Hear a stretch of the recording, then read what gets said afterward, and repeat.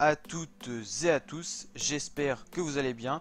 Aujourd'hui pour cette nouvelle vidéo, on se retrouve pour une vidéo Giro 2019. Aujourd'hui dans cette vidéo, c'est la grosse vidéo présentation de ce Giro au niveau des équipes, des coureurs, du parcours, du profil de chacune de ces étapes, également présentation de tous les favoris. Et on parlera bien sûr de plein d'autres choses, on ira sur le site officiel. Donc c'est vraiment une grosse vidéo, je vous rappelle que sur ma chaîne YouTube, vous pourrez suivre en intégralité le Giro 2019. Donc n'hésitez pas à vous abonner pour cela, likez la vidéo si ce genre de vidéo vous plaît. Alors chacune des 21 étapes seront à retrouver sur ma chaîne YouTube sous forme de vidéo sur Pro Cycling Manager. Déjà c'est le jeu officiel où vous pourrez voir tout simplement l'aspect jeu et je mènerai une équipe, donc je ne sais pas encore laquelle, sur les 21 étapes, et un résumé de chacune des étapes, des 21 étapes seront disponibles le soir dès la fin de la course sur ma chaîne YouTube, à retrouver donc en intégralité sur ma chaîne YouTube le Giro 2019 comme le Tour de France au niveau du cyclisme et la Vuelta. Les trois grands tours seront retrouvés sur ma chaîne YouTube chaque année, ainsi que les plus grandes courses cyclistes telles que Paris-Roubaix, tout ça. Ça arrive des fois qu'elles ne sont pas présentes ces courses là sur ma chaîne YouTube, ça dépend aussi du temps que j'ai pour faire les vidéos. Mais en tout cas, le Giro, Tour de France et Vuelta c'est incontournable et c'est présent chaque année.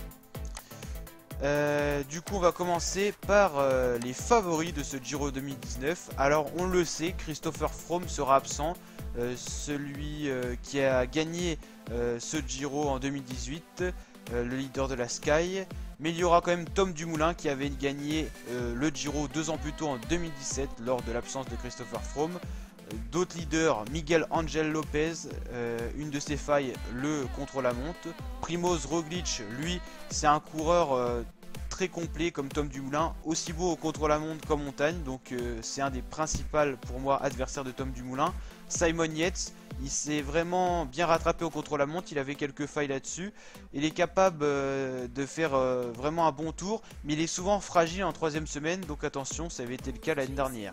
Egan Bernal, alors là c'est le nouveau prodige de la Sky, un Colombien qui est très complet, aussi beau au contre-la-montre qu'en montagne. Lui aussi, j'en fais un des principaux vainqueurs possibles de cette Vuelta. Et Vincenzo Nibali, le requin de Messine de la Bahrain Merida, je trouve un peu plus juste ces dernières années. Je pense qu'il vieillit, qu'il est peut-être pas au top et il pourra viser un top 10 je pense, mais de là à dire un top 3 ou un podium, ça sera quand même compliqué. Alors c'est une course qui va se dérouler donc de mai à juin. Alors je vais essayer de trouver les dates précises. Donc sur quelle chaîne? Sur la chaîne L'équipe qui est gratuite, c'est la chaîne 21 de la TNT. Donc ça c'est le point positif. Donc ça c'est le classement 2018, hein. On retrouve un petit peu les mêmes coureurs chaque année. Et je voudrais donc avoir tout simplement les dates, ça serait quand même mieux. On va les trouver de toute façon. Alors ça sera le début le 11 mai et l'arrivée on va regarder ça le 2 juin. Donc voilà, c'est une course qui dure quand même assez longtemps avec 21 étapes, donc 21 jours plus 2 lundis de repos. Et donc il y aura 3 contre-la-montre dans ce Giro. Donc on va voir les étapes, mais avant cela les équipes. Alors on a la Sunweb qui a déjà donné tout simplement ses coureurs.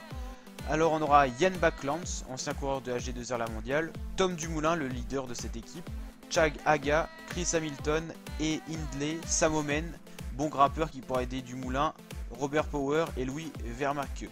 Donc c'est une des équipes qui a donné ses coureurs. Bien sûr il y aura une vidéo sur ma chaîne YouTube à retrouver avec tous les coureurs partants. Ça sera fait je pense 1 à 2 journées avant le départ du Giro. On connaîtra tous les coureurs. Donc là si on fait un premier point sur cette équipe, Tom Dumoulin il va être malheureusement mal accompagné en montagne parce qu'à part Samomen qui est un bon grimpeur, les autres sont un peu juste en montagne. Jan Backlands peut encore passer, mais sinon c'est vrai que c'est un peu juste quand on voit des équipes complètes comme Movistar, Sky, qui ont vraiment des coureurs qui pourraient quasiment tous être des leaders. On se dit la Sunweb ils peuvent avoir quand même problème et Tom Dumoulin je pense sera souvent isolé. Donc on a la Movistar, hein, l'équipe de Miguel Landa ou encore de Quintana. Bon là je sais pas qui ils prendront comme leader. La Bahrain Merida, il y aura Nibali, ça c'est sûr, à part s'il se blesse. Katusha Alpecin, avec normalement Zakharine. Boransgreux, c'est l'équipe de Sagan, mais également au niveau des leaders, on a Emmanuel Bormann pour l'Allemagne. AG2R La Mondiale, je pense pas que Romain Bardet fera le Giro. Qui on pourra avoir comme leader Mathias Frank, je sais même plus si il est chez AG2R La Mondiale.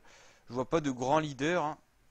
Lotto Soudal, donc là ils ont donné leur coureur Kampenaer, De Bus, De Gent, Eternal Barouder, il visera sûrement une victoire d'étape, il en est capable. Evans, Hansen, Kluge, Van der Sar, Jelle Van Aert. Moi je vois pas de leader dans cette équipe. Ineos, petite équipe, je ne connais pas du tout cette équipe. Education First, il y aura très certainement un Pierre Roland en électron libre qui visera une victoire d'étape parce que les top 10, les classements, au niveau du classement général, il est un peu juste. Sinon, en leader, on peut avoir des coureurs américains comme alors Talansky, je sais pas s'il est encore dans cette équipe, mais en tout cas, normalement on a Dombrowski, tout ça, mais ils sont un peu justes, hein, ils visent plutôt des victoires d'étape cette équipe quand même. Nippo, Vini, Vantini, Vezzane, équipe invitée qui fait partie des équipes italiennes. La Guardiani avec Enrico Barbin, Giovanni Carboni, Luca Covilli, Mirko Mastri, Orsini, Rota, Seni, Simeoni. Ça, c'est des coureurs qui visent pas forcément des classements, le classement général, mais des étapes, hein. Quoique l'année dernière, il y a quand même un Italien d'une petite équipe comme ça qui avait réussi à un top 15, donc quand même, c'est à souligner. Israel Cycling Academy, équipe israélienne, qui était là l'année dernière, qui avait fait le spectacle, parce qu'ils étaient présents dans chacune quasiment des échappées. La Dimension Data. Pareil, eux c'est plutôt le sprint, c'est pas vraiment le classement général. Michael Scott, normalement c'est Simon Yates. Est-ce qu'il y aura aussi le frère Adam Yates ou Esteban Chavez? On n'en sait rien. La Quick Step qui s'appelle De Sonning Quick Step cette année. On aura peut-être Julien Lafilippe, mais je pense qu'il se réserve plutôt pour le Tour de France. Sinon, ça sera orienté autour du sprint hein, avec Marcel Kittel. La FDJ, alors on a Arnaud Desmar pour le sprint.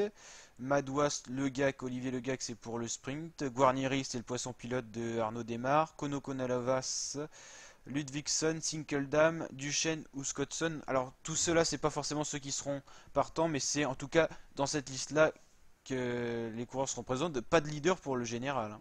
CCC, Astana, donc ça sera le leader Miguel Angel Lopez. Jumbo Visma, leader Roglic. Il sera accompagné de Tolek, 2+, qui grimpe plutôt bien. Mertens, Lizer, Van Anden, Bouman et Kuss. Pareil, au niveau montagne, je vois pas de gros grimpeurs hein, pour accompagner Roglic. C'est un peu juste. On a notamment des coureurs comme Kruijswijk qui sont pas là et qui sont bons pour accompagner notamment Roglic. Mais il faut se rappeler dans le Giro de l'année dernière ou même dans le Tour de France, Kruijswijk et Roglic, c'est pas les meilleurs amis parce que ils jouaient la carte individuelle chacun et Roglic il était quand même à deux doigts d'aller remporter la course et Kruijswijk ne l'a pas aidé. La Trek Segafredo, maintenant on n'a plus Contador, hein, ça fait déjà quelques années.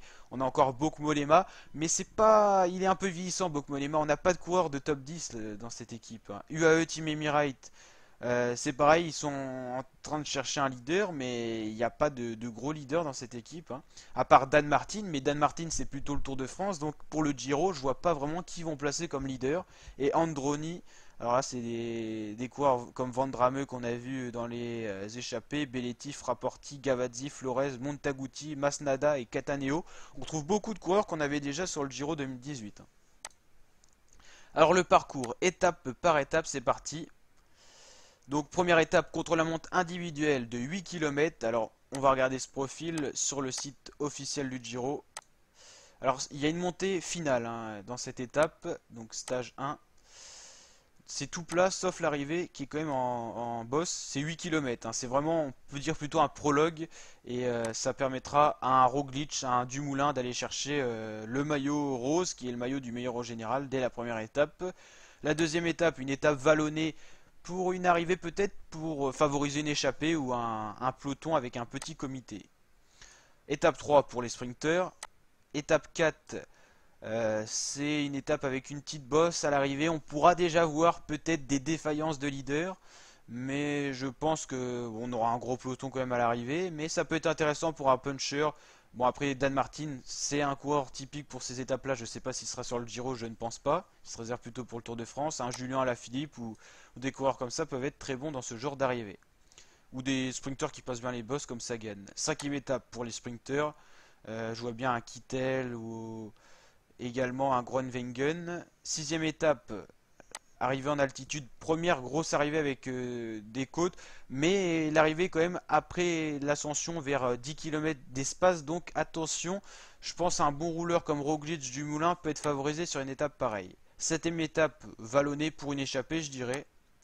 Huitième étape, c'est le sprint. Neuvième étape, c'est un col, mais qui n'a pas des gros pourcentages, donc il n'y a pas encore de grosses explications de favoris. Dixième étape, c'est vraiment du plat, hein. Là, c'est pour sprinter. Onzième étape, alors onzième étape que je décale pas quand même. Première étape, ok, deuxième c'est en dessous. Donc onzième étape, c'est voilà du plat. Douzième étape, il y a un gros col, mais après c'est un parcours spécifique. On avait sur le Tour de France l'année dernière. Ça c'est pour une échappée normalement. Ou un peloton en petit comité avec des sprinters qui ont réussi à reboucher avec le peloton ou les plus rapides du peloton comme un Valverde qui peut encore tenir, enfin qui tient bien les montagnes et qui peut avoir une bonne pointe de vitesse. Treizième étape, première grosse explication entre favoris. Voilà, avec des pourcentages élevés. Quatorzième étape, Saint-Vincent-Courmayeur. Là, une très belle étape de montagne comme la veille. L'enchaînement sera dur. L'enchaînement sera très dur, hein.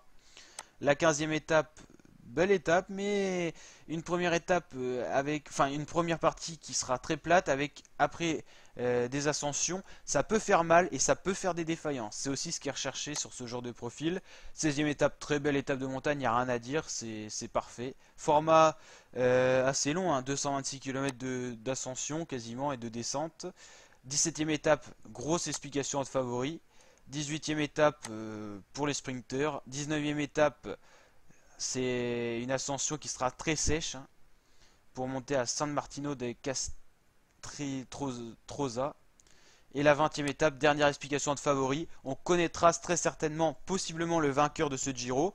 Ou alors, si on a un podium avec, qui se tient en seconde, on pourra avoir une explication sur le contre-la-montre final qui peut favoriser un Dumoulin ou un Roglic s'ils sont sur le podium et qui désavantage des coureurs comme Quintana qui sont des grimpeurs, ou encore des Simon Yates qui sont quand même pas encore au mieux sur les contre-la-montre. Mais Simon Yates, il a vraiment progressé, ça c'est assez improbable par rapport à son profil de coureur assez mince et vraiment style grimpeur.